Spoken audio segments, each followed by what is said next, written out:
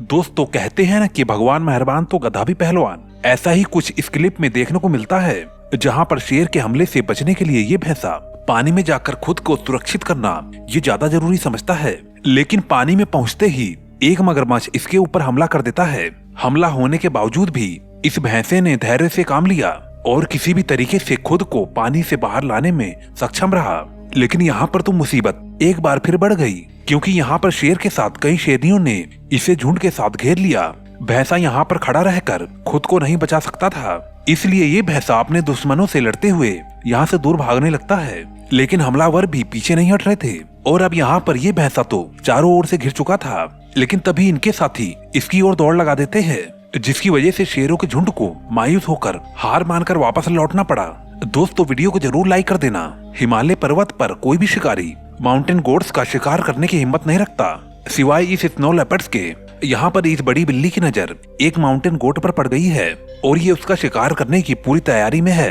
ये snow leopard बिजली की तेजी से हमला करता है और बकरियां भी खुद को बचाने के लिए अपनी पूरी ताकत लगा देती हैं। ये स्नो लेपर्ड बकरी का शिकार कर ही लिया था, लेकिन बकरी भी जिद्दी थी और वो अंत तक हार नहीं मानती और खुद को तेंदुए के जबड़े से बचाते हुए पहाड़ से नीचे ही पानी में छलांग मार देती है, जिससे इसकी जान बच जाती है। इस अगली क्लिप में आप सांपों की एकता और इग्वाना की चतुराई देखेंगे, लेकिन इससे पहले जरा इस क्लिप में नजर मार लीजिए। हिप्पोस का हमेशा से मगरमच्छों के साथ 36 का आंकड़ा रहा है, जैसा कि हमने इस वीडियो के पिछले पार्ट में दिखाया था। यहाँ पर भी एक वाइल्ड बीस्ट मगरमच्छ के जबड़ों का शिकार हुआ पड़ा है और खुद को छुड़ाने की कोशिश में लगा हुआ है।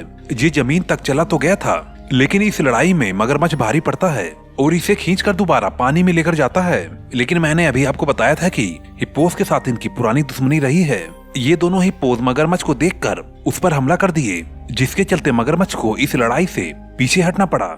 यहाँ पर आप इस वाइल्ड बीस्ट के पैरों को देखकर मगरमच्छ के जबड़ों की ताकत का पता लगा सकते हैं। इस क्लिप में दिख रही इग्वाना और सांपों की लड़ाई उस वक्त कैमरे में कैद हो गई, जब एक इग्वाना सांपों से भरे इलाके से गुजरने की गलती कर बैठा। इग्वाना को देखकर दर्जनों सांपों ने उस पर हमला बोल दिया और सब के सब ने उसे जकड़ लिया। लेकिन यहाँ पर इग्वाना भी उन्हें एक दूसरे में बजाकर खुद वहाँ से निकल जाता है।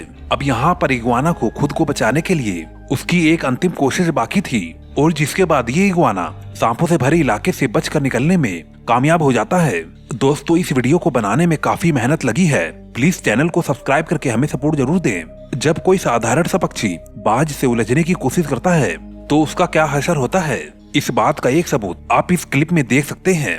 बाज से मस्करी करने पर बाज इस कबूतर को अपने पंजों में पूरी तरीके से दबा लेता है और पकड़ भी इतनी मजबूत की कबूतर बार बार कोशिश करके भी खुद को छुड़ा नहीं पाता है और बाज इसके पंखों को नोचकर लगातार अपनी पैनी चोंच से इस कबूतर को घाव दिए जा रहा है। और ऐसा ही यहाँ पर इस कोयल के साथ भी हो रहा है और इस क्लिप में दिख रही इस कोयल का हाल उस कबूतर से भी बदतर होता है, क्योंकि इस पूरी लड़ाई में बाज इस कोयल के पंखों को काफी देर तक नोचता रहता है और कोयल दर्द की वजह से चीखती रहती है। इस वीडियो को रिकॉर्ड करने वाले शख्स के मुताबिक अंत में कोयल खुद को बाज के पंजों से छुड़ाकर उड़ जाती है। गजेल एंटीलोप के प्रजाति से ताल्लुकात रखने वाले बेहद ही फुर्तीले जीव होते हैं। इनके फुर्ती का अंदाजा इनके दौड़ने की रफ्तार से लगाया जा सकता है, जिसमें ये 100 किलोमीटर प्रति घंटे की रफ्तार से दौड़ने में सक्षम रहते हैं। ऐसे में अगर ये थोड़ी सी चतुराई लगाते हैं तो ये चीता जैसे जानवरों को भी मात दे सकते हैं। अब जरा इस फुटेज को ही देख लीजिए।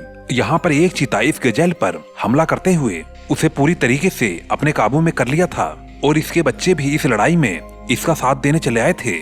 यहाँ पर गजेल लगभग हार ही चुका था, लेकिन ये एक बार फिर हिम्मत बनाता है और चीता को जमीन पर पटकते हुए उसे कई बार अपने सींगों से घसीटता है, जिससे चीता अपना होश खो बैठता है और इस गजेल को भाग निकलने का मौका मिल जाता है। ये अगली लड़ाई एक जेब्रा स्नेक और एक गिरगिट के बीच की लड़ाई है। यहाँ पर एक जेब्रा स्नेक से भिड़ने की गलती इस गिरगिट की थी। ये इस सांप को कई बार डराने की कोशिश किया, पर उसका कुछ भी नहीं बिगाड़ पाया, लेकिन जेब्रा स्नेक ने एक बार में ही ये लड़ाई खत्म कर दी। प्लीज दोस्तों सब्सक्राइब किए बिना मत जाना, वीडियो को बनाने में काफी मेहनत लगती है। आप सभी ने अपने जीवन में तो आदिवासी कबीलों के बारे में तो सुना ही होगा, जो बाहरी दुनिया से अलग दुनिया में रहते हैं। वैसे ही अमेज़न के जंगल में भी बहुत सारे ऐसे कबीले पाए जाते हैं जो कि बाहरी दुनिया से पूरी ही तरह से कटे होते हैं। पर दोस्तों कई वैज्ञानिकों का मानना है कि आज भी अमेज़न के जंगल में बहुत ही सारे अज्ञात कबीले रहते हैं